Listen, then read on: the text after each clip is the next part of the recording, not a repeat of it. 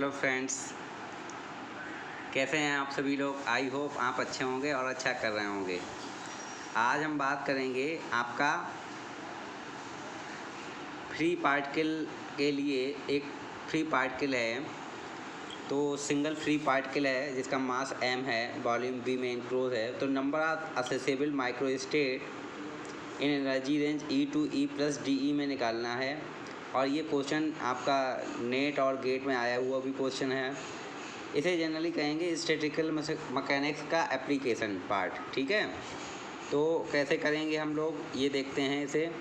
तो हमें जैसे करना है, तो क्या करना है, फ्री पार्टिकल की बात करते हैं। तो हम देखते हैं बच्चों कि जो फ्री पार्टिकल है वो क्या होता है। फ्री पार्टिकल ऐसा पार्टिकल जिसमें कि आपका जो एनर्जी है, एनर्जी पोटेंशियल एनर्जी क्या होता है, जीरो। क्योंकि पोटेंशियल एनर्जी जीरो होगा तब काइनेटिक एनर्जी सिर्फ रहेगा, तो वो मूव करता रहता है। तो हम मान लेते हैं एक ऐसा पार्टिकल है जो एक फेज स्पेस मान लेते हैं जिसमें फ्रीली मूव कर रहा है।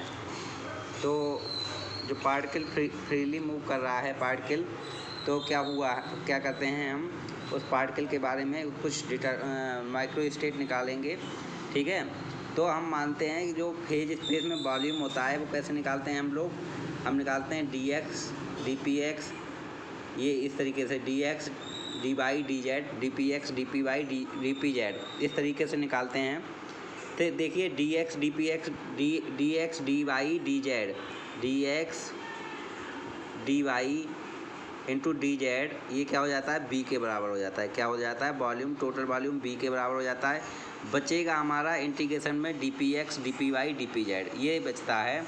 तो dpx dpy dpz को सॉल्व करने के लिए हम बच्चों क्या करते हैं, एक फर्मी स्फीयर मान लेते हैं, जिसका रेडियस p होता है, और एक इसका कॉन्सेंट्रिक मान लेते हैं जिसका रेडियस आपका p + dp होता है। तो हम उसका वॉल्यूम जब निकालते हैं, वॉल्यूम दोनों का डिफरेंस निकालते हैं, तो वॉल्यूम का डिफरेंस होता है आपका 4π/3 PQ, ये आता है। ये आने वाले डेरिवेशन में आपको बताएंगे भी। अब तब तक के लिए आप यही जानिए। ठीक है, तो जो हमारा ये है, तो हमने ये कर लिया। तो हमारा जो फेज स्पेस वॉल्यूम है, टोटल फेज स्पेस वॉल्यूम, तो जो फेज स्पेस वॉल्यूम हम निकाल रहे हैं यहाँ से, फेज स्पेस वॉल्यूम ये BP, तो ये आपका dx dy dz की जगह b आ गया हमारा। ठीक है, 4, और dpx dpy dpz की जगह आपका 4π/PQ/3 आ गया, क्योंकि जो स्फीयर का आपका वॉल्यूम होता है वो 4/3 π/PQ होता है। r यहाँ PQ क्या है, रेडियस को कंसीडर कर लिया है। आने वाले डेरिवेशन में हम ये बताएंगे भी आपको।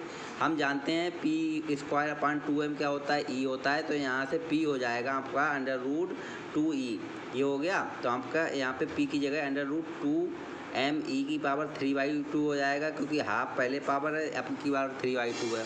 तो जो टोटल फेज स्पेस का वॉल्यूम आया है हमारे पास, वो आया है टोटल फेज स्पेस वॉल्यूम, वो हमारे पास आया है BP = B × 4π/3 2me⁻³/2।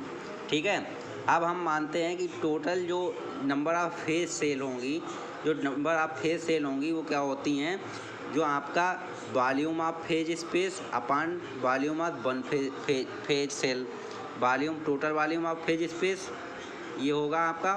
Total volume of phase space का होगा, ये होगा। और एक हमारा फेज सेल का वॉल्यूम होगा HQ, यही तो होता है।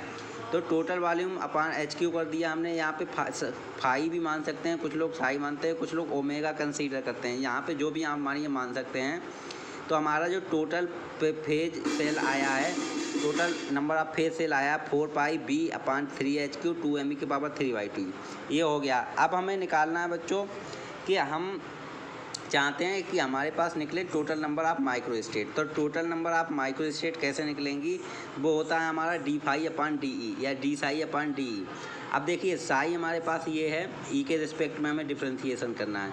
तो यहाँ पे ये तो सेम रहेगा, e की पावर 3/2 है, तो e की पावर ये क्या हो जाएगा, 3/2 × 3/2 - 1, यानी कि e की पावर यहाँ पे 1 रह जाएगी।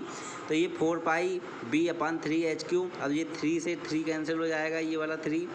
उसके बाद हमारे पास क्या बचेगा, 2πB/HQ, और 2m ये हो गया, 2m की पावर हाफ, e की पावर हाफ। अब देखिए कहीं कहीं ऑब्जेक्टिव क्वेश्चन पूछा गया है जो नेट और गेट में, उसमें दिया था 2m की पावर 3/2 × e की पावर हाफ। तो यहाँ से 2πb/h³ कर सकते हैं। 2m की पावर 3/2 यहाँ हो जाएगा। 2m की पावर हाफ, 2m की पावर 3/2 होगा, e की पावर हाफ हो गया। ये ऑब्जेक्टिव क्वेश्चन पूछा गया है। यहाँ पे मैंने आपको दूसरी तरीके से लिख दिया है।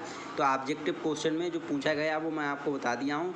2πb/h³, 2m की पावर 3/2 इंटू ई की पावर हाफ होती है। उसमें जो क्वेश्चन पूछा गया था ऑब्जेक्टिव क्वेश्चन, वो ये पूछा गया था आपका कि for a single particle of mass m enclosed in a volume B, the number of accessible microstate in energy range E to E plus DE is given by।